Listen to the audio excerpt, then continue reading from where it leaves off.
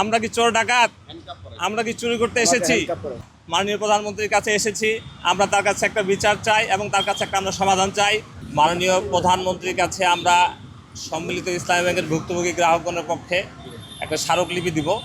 তো স্মারকলিপিতে আমাদের যে মূল দাবিগুলো ছিল সেটা হলো যে সম্মিলিত ইসলামী ব্যাংকের সকল গ্রাহকদের 2024 এবং 25 সালের প্রদানকৃত মুনাফা যে প্রদান করা হয়েছে সেই মুনাফা কর্তন করার জন্য হেয়ার কাট নামের একটা নতুন শব্দ আবির্ভাব হয়েছে।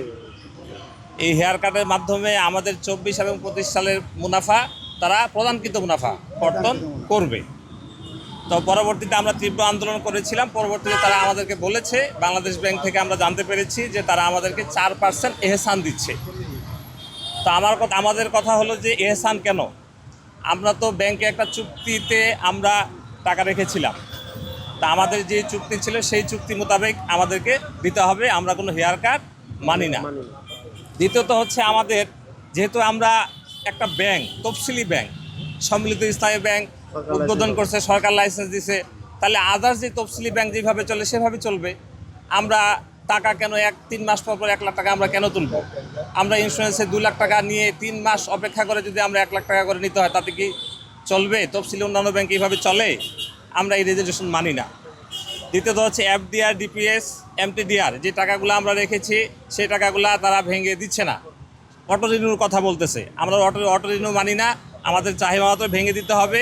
পরে আমি পুরোটাই না তুলতে পারলে আমি নতুন করে আবার এফডিআর করব।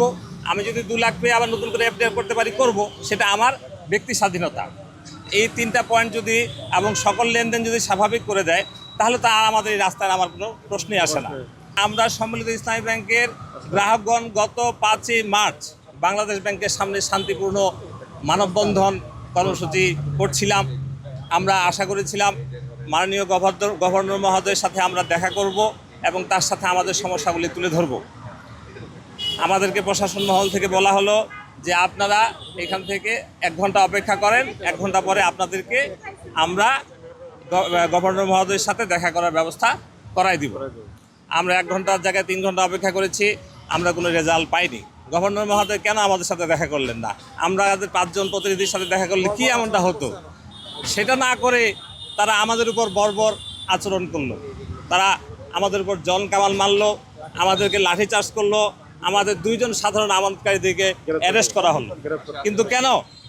আমরা তীব্র নিন্দা প্রতিবাদ জানাই। আমরা কি চোর ডাকাত? আমরা কি চুরি করতে এসেছি? সাধারণভাবে ধরেনি, তাদের 2 জনকে হ্যান্ডকাপ পর্যন্ত পরিয়েছে। পরে আমরা মুচলেখা দিয়ে তাদেরকে ছাড়িয়ে আনছি। আমাদের কথা হলো যে আমরা কি এখানে চোর ডাকাত? আমরা সাধারণ আমানতকারী, ব্যাংকে টাকা থেকে সব ভদ্র মানুষ, এখানে কোনো অভদ্র লোক নাই, কোনো চোর ডাকাত নাই। কেন এই আমাদের উপর এই নির্যাতন করা হলো? তাই আজকে আমরা মাননীয় প্রধানমন্ত্রীর কাছে এসেছি, আমরা তার কাছে একটা বিচার চাই এবং তার কাছে একটা আমরা সমাধান চাই। উনি মানবতার ফেরিওয়ালা এবং মূল দুষ্কৃতিকারী যারা আছে তাদেরকে ধরতে হবে এবং তাদেরকে ধরে তাদের আইনের আওতায় আনতে হবে। যদি আইনের আওতায় না নিয়ে আসে তাহলে তো পরবর্তীতে এরকম কাজ অ্যাভেলেবেল হবে। পরবর্তীতে আরও আজকে 5টা ব্যাংক নষ্ট হয়েছে, কালকে আরও 20টা ব্যাংক নষ্ট হয়ে যাবে। তো আজকে আমরা মাননীয় প্রধানমন্ত্রী তারেক রহমানের কাছে এসেছি, স্মারকলিপি দিব এবং পাশাপাশি আমি এটুকু মিডিয়ার মাধ্যমে জানান দিতে চাই যে আমাদের ঈদের আগে যদি লেনদেন স্বাভাবিক এবং হেয়ার কাট বাতিল প্রজ্ঞাপন জারি না করে তাহলে আগামী 7ই এপ্রিল বাংলাদেশ ব্যাংকের সামনে বিক্ষোভ কর্মসূচি ঘোষণা করা হবে এবং উক্ত কর্মসূচি ইনশাআল্লাহ দাবি আদায় না হওয়া পর্যন্ত চলমান থাকবে।